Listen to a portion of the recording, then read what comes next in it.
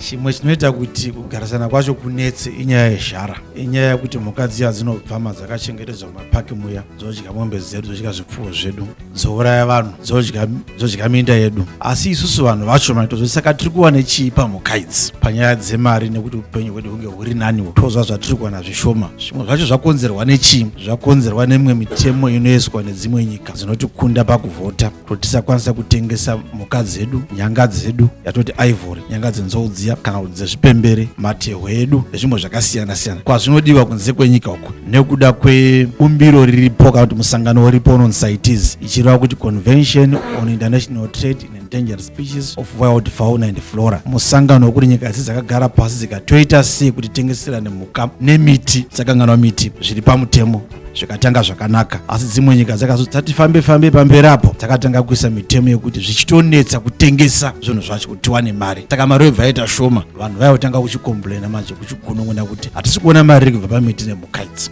muchidembo. Ndizvozvo mashoko akanaka nai.